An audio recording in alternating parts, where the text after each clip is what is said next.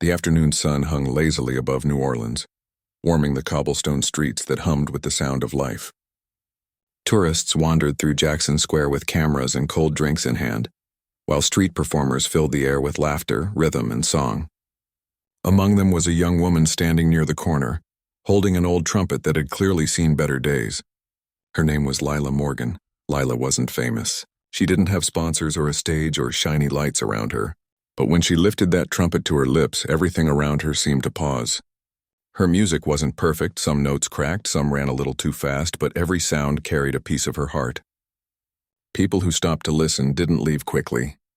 They smiled, dropped a few coins or bills into her open trumpet case, and often walked away a little lighter than before. Across the square, a luxury car rolled to a stop near the corner cafe. The door opened and out stepped Ethan Rivers, one of the most well-known names in the jazz world. He was tall, sharply dressed, and wore dark sunglasses that reflected the light like mirrors. Everything about him looked expensive, from his gold watch to the sleek trumpet case he carried. Ethan was in town for the annual Crescent City Music Festival, a grand event where the best musicians in the country came to play for charity. Tickets were expensive, and the crowd came dressed in their finest clothes. Ethan had been playing trumpet since he was 8 years old. He had won every award a jazz musician could dream of. He had traveled the world, performed in grand halls, and shared stages with legends. But somewhere along the way, music had turned into a business for him. He no longer played for joy. He played for applause, contracts, and money. And though his skills were unmatched, there was something cold and distant about his sound. That afternoon, as he waited for his coffee, a tune drifted across the square.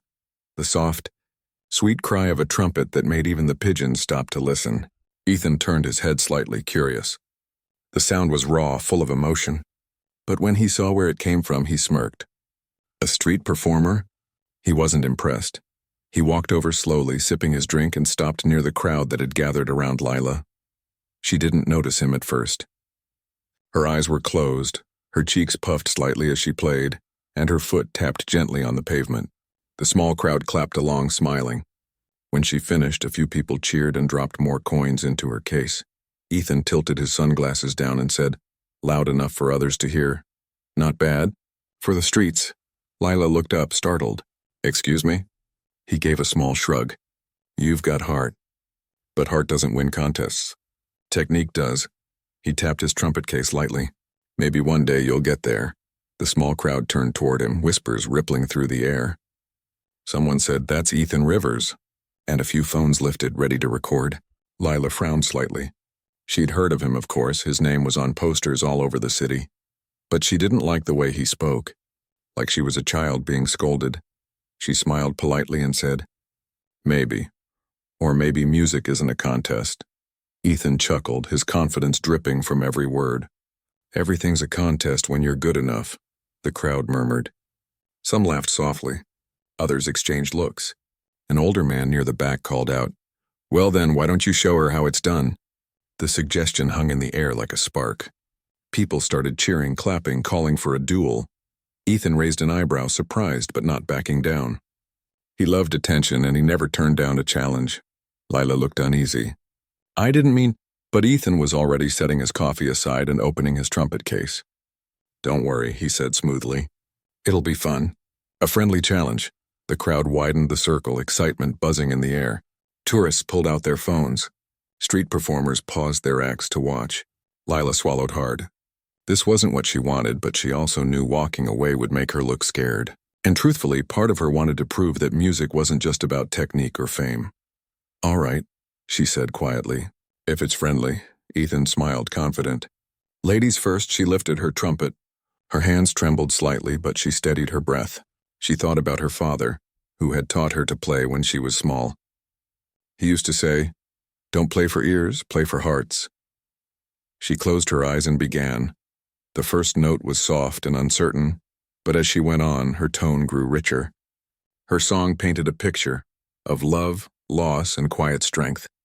She played with feeling, not perfection, and the melody rose and fell like a story only she could tell. People went silent. Even Ethan, for a brief moment, stopped smiling. When she finished, the crowd erupted in applause. A child near the front clapped the loudest, and an old man wiped his eyes. Lila stepped back, heart pounding, and looked at Ethan. He nodded once, pretending to be casual. "Not bad," he said. "Now let me show you how it's really done." He lifted his trumpet with ease as though it were part of him. The first note that came out was sharp, clean, and powerful. He played a fast, complex jazz piece, technical, demanding, and perfect in every sense. His fingers flew over the valves. His breath never wavered. It was the kind of performance that won competitions and sold out concerts. The crowd cheered, some in awe of his control, others because they simply recognized his fame. When he finished, he looked at her again, half smiling, expecting her to admit defeat. But Lila didn't look beaten. She smiled softly and said, "You play beautifully, but you play like you're trying to win something." Ethan blinked, surprised.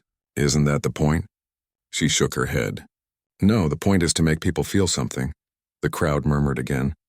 Someone said, "She's right," and another nodded. Ethan's smile faded a little. He wasn't used to being challenged, especially not by someone with worn shoes and an old trumpet. Before he could answer, an older woman from the crowd spoke up. "Play together," she said. "Let's hear both of you." People cheered again. Ethan hesitated, then shrugged. "Fine," he said. One song. They faced each other in the center of the circle. The late afternoon light turned golden, and somewhere a saxophone player stopped to watch. Lila nodded for Ethan to start. He began with a smooth jazz rhythm, confident as ever. After a few bars, she joined in, weaving her notes through his like threads of light and shade. It was a strange combination at first, his polished sound against her soulful tone. But then something unexpected happened. Their music started to blend. Ethan slowed down a little, listening to her. Lila's melody rose to meet his, soft but sure, and for a moment they played as equals. People swayed, smiling. A few recorded with their phones, but most just stood still, watching as the two trumpets spoke to each other in a language only they understood. When the last note faded, the square was silent for a second, and then applause burst out like thunder. People shouted, clapped, whistled. Ethan lowered his trumpet slowly, breathing harder than he expected. Lila smiled, brushing a strand of hair from her face. Someone shouted, "She won!" And the crowd laughed and cheered louder. Ethan managed a small smile, though his pride burned a little. "You've got spirit," he said finally. "I'll give you that." Lila nodded. "Thanks for the challenge." He turned to leave, but as he walked away, he glanced back once. The look on her face stayed with him, a mix of calm, confidence, and something deeper, something he hadn't felt in years. He didn't know why, but her music echoed in his mind long after the crowd had moved on. That night, as he sat in his hotel suite overlooking the city, he couldn't shake the sound of her trumpet. It wasn't the perfect notes that haunted him, it was the feeling behind them. He remembered how she'd said, "The point is to make people feel something." It sounded simple, almost naive.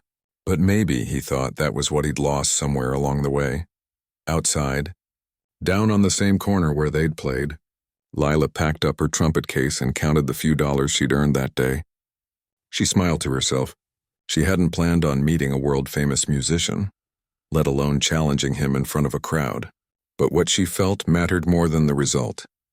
For the first time in a long while, she'd played with her whole heart, and people had listened. She looked up at the glowing sky, where the last bit of sun was sinking behind the rooftops, and whispered softly, "Thanks, Dad, that one was for you." The city lights flickered to life one by one, and the sound of jazz floated through the warm evening air. Somewhere in the distance, a famous musician sat alone, remembering the music of a simple girl who reminded him what playing truly meant. Neither of them knew it yet, but that brief encounter was only the beginning of something that would change both their lives forever. The next morning, the city woke up to the sound of church bells and jazz. The streets were still damp from a light rain that had fallen before dawn, and the smell of coffee drifted from every cafe. Lila stood outside a small bakery, warming her hands around a paper cup of hot chocolate. Her trumpet case rested by her feet. She'd been up most of the night, replaying the events of yesterday in her mind. The music duel, the crowd, and the man who had walked away without another word. She hadn't expected the video of their impromptu contest to go viral, but it had. Someone in the crowd had filmed it and posted it online. By morning, it had already gathered thousands of views, with people commenting things like, "The street girl beat the millionaire," and "This is what real music feels like." Lila didn't even know until a fellow street performer showed her his phone. She watched in disbelief, blushing and laughing at how nervous she had looked on camera. Meanwhile, Ethan Rivers sat in his hotel room, phone buzzing nonstop. His manager had called twice already, and several journalists wanted comments about the trumpet girl. He had tried to ignore it all, telling himself it didn't matter. It was just a street performance, not a real competition. But something about it kept bothering him. He kept thinking about her words, how she said music was supposed to make people feel something. He had played perfectly, yes. Every note had been flawless. But she had played beautifully. There was a difference. He had seen it in the faces of the crowd, that quiet stillness when she played, the way people connected to her. It was what he used to feel when he first picked up a trumpet as a teenager. Before fame, before awards, before business deals turned music into a job. Ethan stared at his trumpet lying on the table. It gleamed under the morning light, polished and professional. Yet for the first time, he couldn't bring himself to pick it up. Instead, he leaned back in his chair and sighed. He was supposed to attend a rehearsal for the music festival later that afternoon. But all he could think about was that girl's music echoing in his head. By late morning, Lila returned to her usual spot at Jackson Square. People recognized her now. A few came up smiling, asking if she was the girl who beat Ethan Rivers. She laughed, embarrassed, insisting it wasn't a contest, just two musicians playing together. Still, more people stopped to listen that day. Some left tips. Others recorded her performance again. As she played, she noticed a familiar figure standing across the street, tall, wearing sunglasses, watching quietly. Ethan. She stopped playing mid-song, surprised. He crossed the street and walked up to her, his expression softer this time. The small crowd murmured, curious. "Mind if I talk to you for a minute?" he asked. She nodded, a bit unsure, and closed her trumpet case. They walked to a quieter corner near a bench shaded by an oak tree. "I saw the video," Ethan said finally, sitting down. "You've got the whole internet talking." Lila smiled shyly. "Yeah, it's a little strange. I didn't expect any of that." He nodded, looking thoughtful. "You were right yesterday." "About what?" "About music," he said. "You said it's not a contest. I think I forgot that somewhere along the way." Lila tilted her head. "You didn't forget, you just got busy being successful." Ethan chuckled lightly. "Maybe. But success isn't supposed to make you forget why you started." For a moment, they sat in silence, listening to the distant sound of another band playing down the street. A soft breeze rustled through the trees. "I have a studio downtown," Ethan said finally. "I'd like you to come by. Record something. Nothing big, and just music." "Your kind of music," Lila blinked, caught off guard. "Why me?" "Because you reminded me what it feels like to care," he said simply. "And because I think people need to hear what you play." She hesitated. "I don't know, Ethan, I'm not a professional." He smiled faintly. "You are. You just don't have a record deal." Lila laughed softly, shaking her head. "I'll think about it." Ethan stood, adjusting his jacket. "Take your time. The offer's real, here." He handed her a card with his studio address on it. "If you change your mind, come by tomorrow afternoon." She took it carefully, like it might disappear. "Okay." That night, Lila lay awake in her small apartment above a bakery. The ceiling fan clicked quietly and the streetlights cast golden lines across the floor. She stared at the card on her nightstand. Part of her wanted to go. It was a once-in-a-lifetime chance. But another part of her was afraid. What if she wasn't good enough? What if he regretted inviting her? Down the street, Ethan was wide awake too. He sat at his piano, staring at old sheet music. For years, he'd chased perfection. He had built a career on precision and control. But now, listening to recordings of himself, he realized how emotionless his music had become. It sounded clean but empty, like a painting without color. He closed his eyes and tried to remember the first time he ever played trumpet as a child, standing in his father's garage, trying to mimic the sounds of old Louis Armstrong records. Back then, every note had meant something. The next afternoon, Lila showed up at the studio. She almost turned around twice before walking in. It was bigger than she imagined. Polished floors, glass walls, microphones, and sound equipment everywhere. Ethan met her at the door, smiling warmly. "You came?" "Yeah," she said, still looking around in awe. "This place is amazing," he laughed. "It's just walls and wires." "The magic's in the music," she smiled nervously. "I hope I don't mess anything up." "You won't," he said gently. "Just play the way you do on the street." They set up a small recording session in one of the sound rooms. A few of Ethan's technicians were there, adjusting microphones and levels. When everything was ready, Lila stood behind the glass, holding her trumpet, her palms slightly sweaty. Ethan sat on the other side, watching through the window. "Whenever you're ready," he said into the mic. She took a deep breath and closed her eyes. Then she began to play. The sound filled the studio, soft and sincere, wrapping around every corner of the room. It wasn't perfect, and her old trumpet had a few dents and the tone wavered now and then, but it was alive. Ethan leaned back, closing his eyes, letting the music wash over him. There was something so real in the way she played that it almost hurt to listen. When she finished, there was silence. Ethan pressed the button on the intercom. "That was beautiful." Lila smiled shyly through the glass. "Thanks. Do it again," he said. "Let's keep going." For the next few hours, they worked together, adjusting, trying new ideas, blending sounds. Ethan even picked up his trumpet and joined her. At first, their styles clashed again, but slowly they began to find harmony. His technical strength balanced her emotion. Her passion softened his precision. It was like two pieces of a puzzle finally fitting together. When they finally stopped, the sun was setting outside the studio windows. Lila was exhausted but glowing with excitement. Ethan stood beside her, listening to the playback. "See?" he said softly. "You belong here." Lila looked at him, unsure what to say. "I didn't think I'd ever be in a place like this." "You earned it," he said simply. "Don't let anyone tell you different." She smiled, but her eyes were wet. "Thank you, Ethan, for believing in me." He smiled back.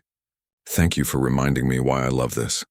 They stood there for a moment, both quiet, watching the lights of the city flicker outside. Something had shifted between them. Not romance, not yet, but a deep respect. The kind that forms between two people who speak the same language without words. As Lila left that evening, she stepped out into the cool night air, feeling lighter than ever.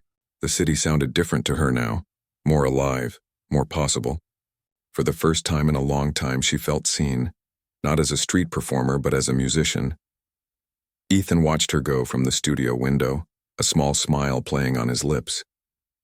He didn't quite understand what was happening inside him, but he knew one thing. He wanted to make music like that again.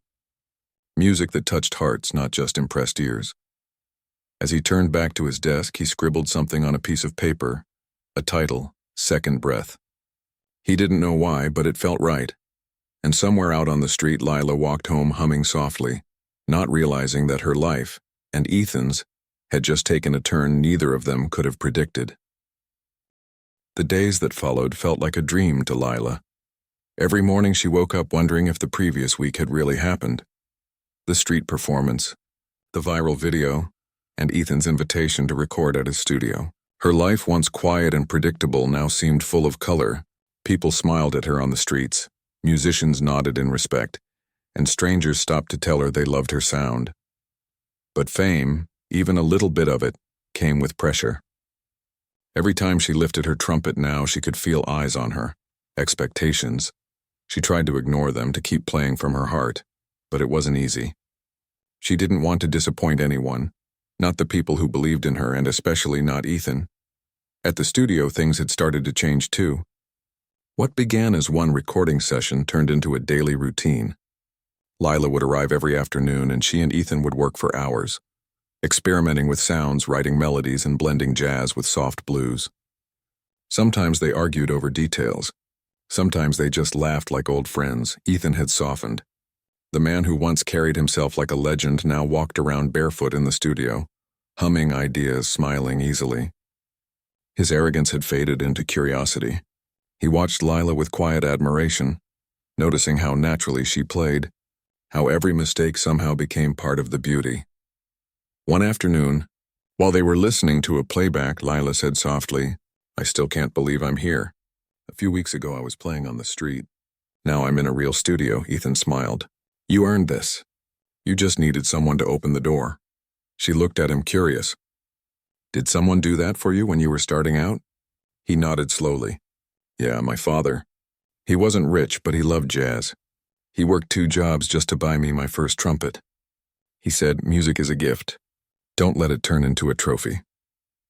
I think I forgot that for a while. Lila smiled gently. You didn't forget. You just took a detour, he laughed softly. Maybe so. Their friendship grew naturally. Between sessions, they'd sit outside on the balcony overlooking the city, sharing food and stories. Lila told him about her father, who had been a trumpet player too, not famous but full of soul. When he passed away, she couldn't afford to finish her studies, so she turned to street music to survive. Ethan listened quietly, sometimes staring out at the skyline, clearly moved. He'd be proud of you, he said once. Lila smiled faintly. I hope so. I still play his old trumpet. He blinked in surprise. That's your father's trumpet? The one you use every day? She nodded. Yeah, it's all I have left of him. It's not perfect, but it feels like him when I play. Ethan didn't respond for a moment. Then he said softly, that explains everything. Explains what? Why your music feels alive, he said. You're not just playing notes, you're carrying memories. The words stayed with her for the rest of the evening. She realized he understood her in a way most people didn't. They both had stories buried under their music, stories that shaped every note they played. A few weeks later, Ethan surprised her with something unexpected. We've been working on something special, he said, smiling. I think it's time to finish it. He handed her a sheet of music. The title read Second Breath. She looked up at him, eyes wide. This is your song, he said. Ours, actually. I want you to play the lead. Lila's heart skipped a beat. Me? But no but, Ethan interrupted gently. You've got something people need to hear. They spent the next several days working on the song. It was different from anything Ethan had ever produced. It started softly in a simple trumpet melody full of hope, then grew into something powerful and free. Lila's emotion gave it warmth, and Ethan's skill gave it shape. Together they built something neither could have done alone. One evening, after hours of recording, they finally got it right. The last note hung in the air like a sigh, and then the studio fell silent. Lila lowered her trumpet slowly, her eyes shining. That was it, Ethan whispered. That's the one. She smiled, breathless. We did it, he nodded. No, you did it. When they played the recording back, even the sound engineers went quiet. The song told a story, not just of 2 musicians, but of rediscovery, humility, and heart. Ethan knew it wasn't just another track for an album. It was something deeper. It was his reminder that music wasn't about perfection. It was about truth. That night, he posted a short clip of their song online with the caption, "This is what happens when you play from the heart." Within hours, it spread like wildfire. People commented, shared, and messaged. Some said it made them cry. Others said it reminded them why they loved music in the first place. By morning, radio stations were calling the studio, asking about the mysterious new duet. They didn't even know Lila's last name, but everyone wanted to hear her story. When Lila came in that day, she found Ethan smiling as he looked at his phone. You might want to see this, he said, handing it to her. She scrolled through the messages in disbelief. People from all over the world were talking about her. About them. A well-known music blog had even called her the voice of real jazz. Lila couldn't stop smiling, though her eyes glistened with emotion. I don't know what to say, she whispered. This doesn't feel real. Ethan chuckled. It's as real as your music. Then he looked at her, more serious now. I know the attention can be overwhelming. If you ever feel like it's too much, just remember, none of this changes who you are. You're still that girl who played on the corner because she loved it. She nodded slowly. I'll remember. Over the next few days, their song climbed music charts. Journalists wanted interviews, producers wanted deals, and everyone wanted to know who this street girl with the golden trumpet was. Ethan handled most of the calls, protecting her from the chaos. He knew how the industry could chew people up and spit them out. One evening, after a long day of interviews and calls, they sat together in the quiet studio. Lila looked tired but happy. Ethan poured them both a cup of tea and sat across from her. You know, he said softly, this is just the beginning. Lila looked up, smiling. The beginning of what? Of something bigger than both of us, he said. Music that actually matters, she nodded, her eyes shining. I never thought I'd be part of something like that. You were always part of it, he said. You just hadn't been heard yet. The silence that followed wasn't awkward. It was peaceful. The kind of silence that comes after something good. The city lights outside shimmered through the window, and for a while they just sat there, listening to the faint echo of their song playing in the next room. But not everything was easy. With fame came curiosity. Reporters began digging into Lila's past, twisting her story, calling her Ethan's discovery. That word, discovery, bothered her. It made her feel small, like she hadn't earned what she had. One morning, she confronted him gently about it. People keep saying you discovered me, she said. That's not true. Ethan looked up, surprised. I never said that. I know, she said quickly. It's just, I don't want people to think I'm only here because of you. He studied her for a moment, then nodded. You're right. You're not here because of me. You're here because you're good. Her shoulders relaxed, but he added, still, people will talk. They always do. Let them. The music will speak louder. She smiled faintly. You really believe that? I do, he said. And soon, so will everyone else. The next week, Ethan arranged for them to perform Second Breath live for the first time, at the very same festival where they had met. The announcement sent waves through the city. Fans waited in anticipation, eager to see the pair who had taken the internet by storm. On the night of the performance, the air buzzed with excitement. The stage lights glowed golden and thousands of people filled the square. Lila stood backstage, her trumpet in hand, heart racing. Ethan walked up beside her, adjusting his tie. Nervous? He asked. She smiled nervously. A little. He leaned closer, speaking softly. Just play the way you always do. Forget the crowd. Forget the lights. Just feel. She took a deep breath and nodded. The announcer called their names and the two of them stepped onto the stage. The crowd erupted in cheers. Ethan looked at her and gave a small nod. She lifted her trumpet. The first note rose into the night, pure, soft, alive. The music flowed between them like a conversation, her emotion and his mastery weaving together until the audience wasn't just listening. They were feeling. People swayed, held hands, and some even closed their eyes. By the end, when the final note faded, there was a brief silence, then a roar of applause so loud it shook the air. Lila lowered her trumpet, her eyes wide with tears. Ethan smiled at her proudly. He whispered, You did it. She whispered back, We did. And as the crowd cheered their names, neither of them realized just how much their lives had already changed, or how much more was still to come. The night of the festival performance changed everything. After their song ended, the applause went on, echoing through the square long after the music had stopped. People shouted their names, waved their phones in the air, and begged for an encore. Lila stood frozen, her heart pounding in disbelief.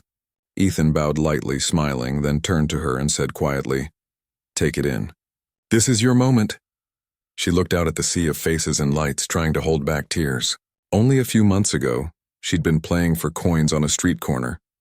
Now, thousands were cheering for her.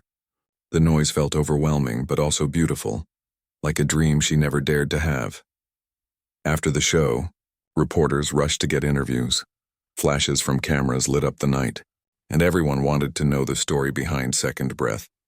Ethan kept most of the attention on Lila, letting her speak first. When someone asked him what inspired the song, he said simply, She did. Lila blushed, smiling shyly at him. It was the truth, but hearing it from him in front of everyone made her heart flutter. Not in a romantic way, at least not yet, but in that deep, unspoken way where you realize someone truly believes in you. The performance made headlines the next morning. News outlets called it the rebirth of real jazz. Their song climbed the charts faster than anyone expected.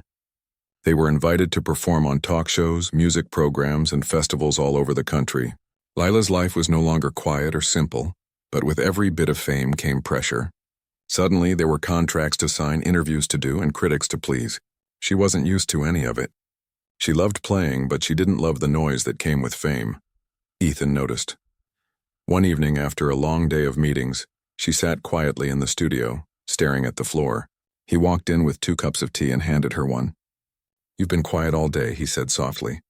Something bothering you? She sighed. It's just all this attention. It's too much. I wanted to make music, not headlines. He sat beside her, thoughtful.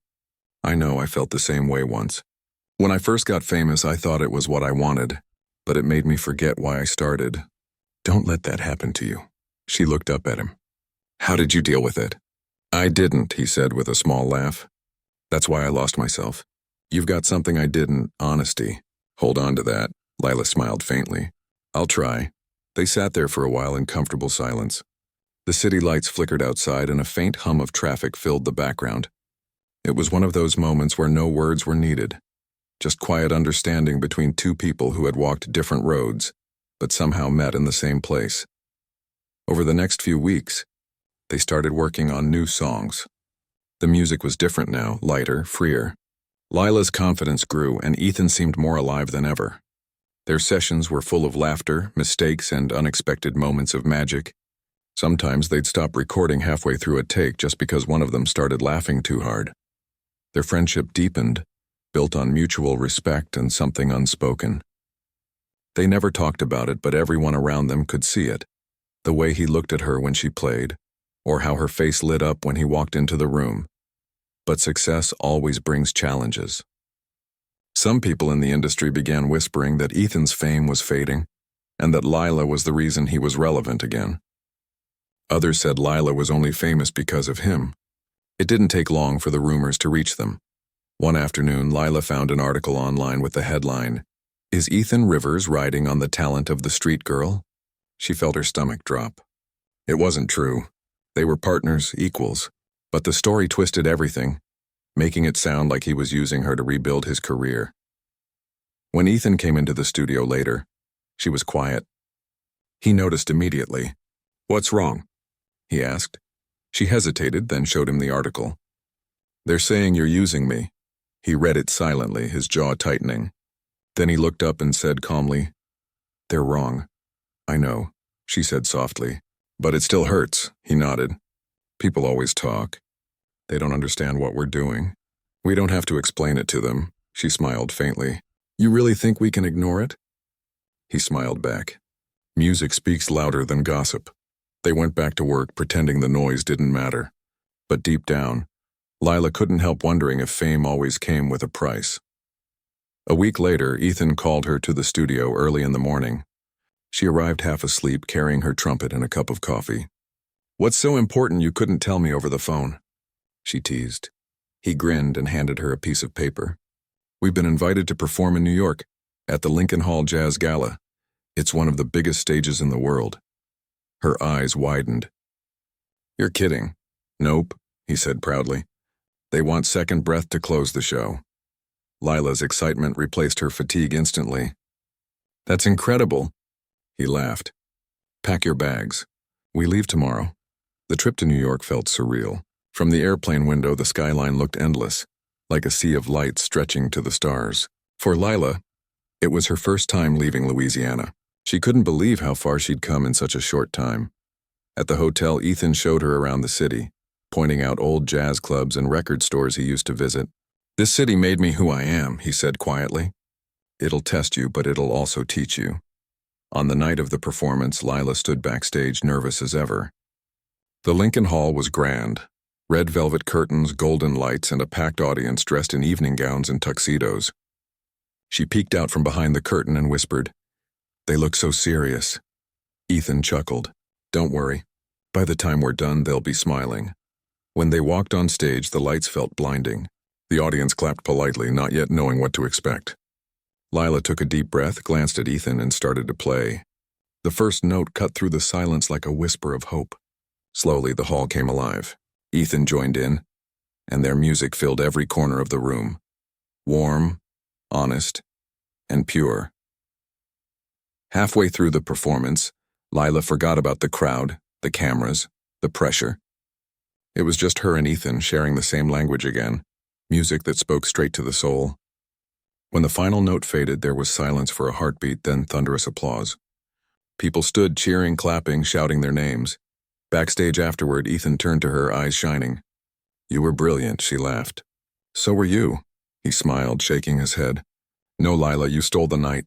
The next day, their performance was all over the news again, this time with headlines like "The Song That Revived Jazz." Offers poured in from producers and record labels, but Ethan turned most of them down. "We'll do it our way," he told her. No rush, no rules. Lila respected that. For her, it was never about the fame. She just wanted to make music that meant something. Still, she couldn't deny how much her life had changed. And how much Ethan had changed too. The man who once lived behind his fame now laughed easily, joked with the studio crew, and treated everyone kindly. It was like he had rediscovered the part of himself he'd lost. One evening, after a long day of recording, they walked out to the balcony again. The city lights below sparkled like stars. Lila leaned against the railing, trumpet in hand. "Do you ever think about how strange all this is?" she asked. "You and me from totally different worlds, somehow ending up here?" Ethan smiled. "All the time. But I've learned not to question good things too much." She laughed softly. "Yeah, me too." He looked out at the skyline. "You know, when I met you, I thought I was teaching you something. Turns out you were teaching me." "Teaching you what?" "To feel again," he said. "To play like I used to." Like it mattered, her eyes softened. "You always had it in you. You just needed someone to remind you." They stood there in silence for a while, the night air cool against their skin. Below them, the city buzzed with life, full of stories just like theirs. Stories of people who had fallen, fought, and found their way again. Ethan turned to her finally. "We should record the full album soon." She smiled. "What do we call it?"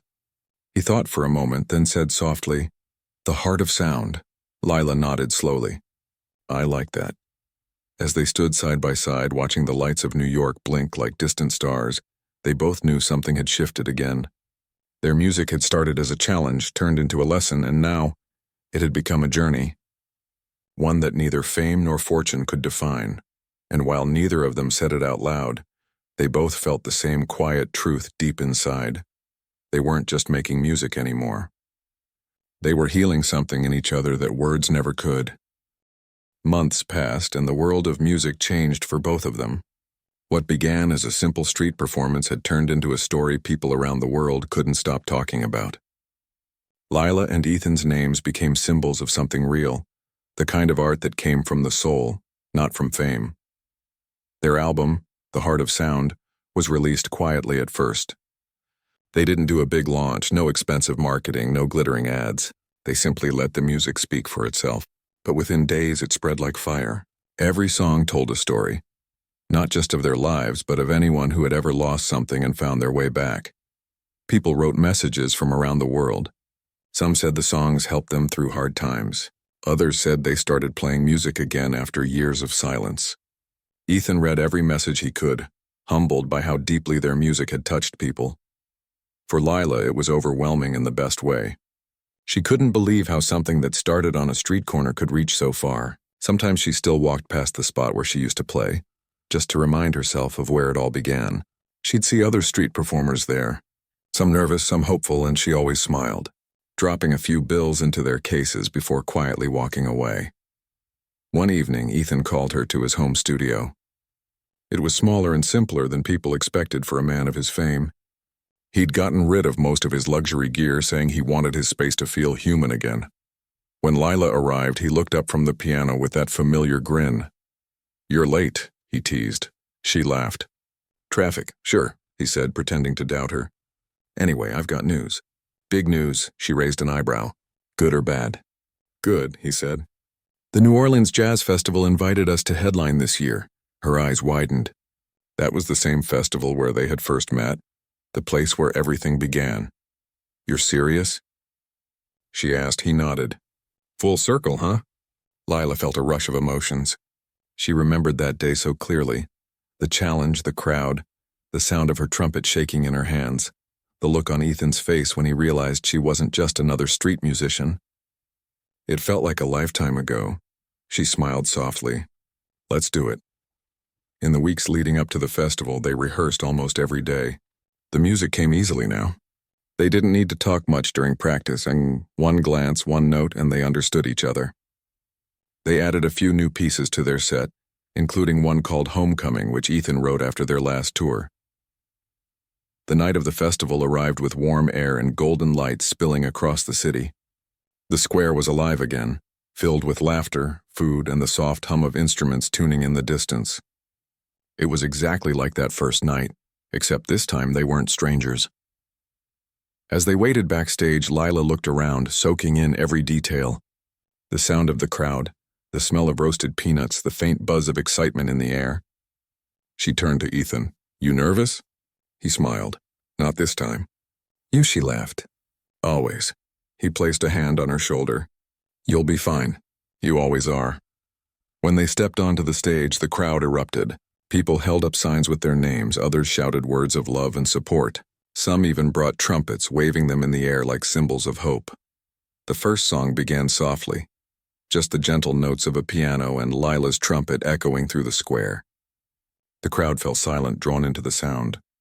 Then the rhythm picked up, the music growing brighter, fuller, and the two of them fell into perfect sync.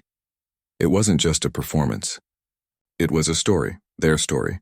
Every note carried a piece of their journey. The challenge, the struggle, the loss, the rediscovery. People didn't just hear it. They felt it. When they finished the final song, Second Breath, the same one that started everything, the entire square stood on its feet. The applause was deafening. Some people were crying. Others were laughing. Everyone was cheering. Lila lowered her trumpet, her chest rising and falling as she tried to catch her breath. Ethan turned to her, his eyes shining. "You did it," he said softly. She shook her head. "We did it." The two bowed together and the cheers grew even louder. After the show, they stayed behind while the crew packed up. The crowd slowly drifted away, but a few fans lingered, taking pictures and saying thank you. A small boy walked up shyly, holding a tiny trumpet. "Miss Lila," he said, "I started playing because of you." She knelt down, smiling warmly. "That's wonderful. Keep playing, okay? Never stop." He nodded, grinning before running back to his parents. Ethan watched the scene quietly. "You're changing lives," he said softly. Lila looked up at him. "So are you." They walked along the quiet street afterward, the glow of the streetlights falling gently across their faces. The city felt peaceful again, like it was holding its breath after all the noise. "You know," Lila said, "it's strange. I used to think being on stage was the biggest dream. But now I think it's this, walking home after knowing the music actually meant something." Ethan nodded slowly. "That's the real reward," she smiled. "Yeah, the rest is just noise." For a while, neither of them spoke. They just walked, side by side, listening to the faint sound of music drifting from another street corner. A young musician was playing a trumpet, a little off-key but full of heart. Lila stopped to listen. Ethan smiled knowingly. "Remind you of anyone?" She laughed. "Maybe a little." They left a few bills in the open case before continuing on. In the months that followed, their lives settled into something steady and peaceful. They still played shows, but they chose carefully. Small towns, community events, and music schools where they could meet young artists face to face. Ethan started a foundation to support street musicians, offering instruments, lessons, and recording opportunities. He named it the Open Note Fund. Lila became its ambassador, traveling around to share her story. She loved meeting people who reminded her of herself, those who played from the heart, not for fame. Every time she picked up her trumpet, she thought of her father and the promise she'd made to never stop playing for him. Their friendship remained strong, rooted in everything they'd been through together. People often asked if they were more than friends, but they never answered. It didn't matter what label others gave it. What mattered was what they understood between them. The music, the respect, the connection that didn't need words. One evening, after a long day at the Foundation's music school, Ethan sat at the piano while Lila practiced near the window. The golden light of sunset filled the room, soft and warm. He watched her play, not with the eyes of a mentor or partner, but simply as someone who admired her deeply. When she finished, he said quietly, "You know, I think your father would be proud." Lila looked down at her trumpet, smiling. "I think so too." Ethan stood and walked to the window beside her. Outside, the city was alive with sound, laughter, car horns, distant notes of music. He said, "Funny thing about life. You spend years chasing what you think matters, and then one moment changes everything." She looked at him curiously. "You mean the contest?" He chuckled. "Yeah. That day I thought I was proving something. Turns out I was being taught a lesson. She smiled. We both were. They stood there quietly, watching the sun dip below the horizon. Later that week, they returned once more to the same square where it had all started. No stage, no microphones, no flashing lights, just the two of them and their instruments. Word spread fast, and within minutes a small crowd gathered. Some recognized them instantly. Others had no idea who they were. Lila began to play first, the same melody she played that day years ago. Ethan joined in, his trumpet blending with hers perfectly. The music rose into the evening air, simple and honest, just like before. People smiled, clapped along, and some closed their eyes to just listen. When the song ended, the crowd cheered softly.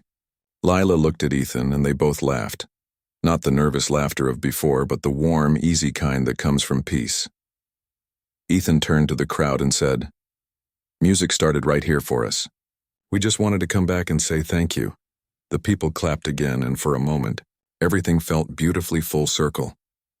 As the crowd drifted away and the city lights began to glow, Lila looked up at the sky. "Do you ever think we'll stop?" she asked. Ethan smiled. "No, not as long as there's something to feel." She nodded, holding her trumpet close. "Then we'll keep playing." And with that, they began another song. No cameras, no fame, just two hearts speaking through sound. The notes floated into the night, carried by the soft breeze across the square where it all began. The music wasn't just theirs anymore.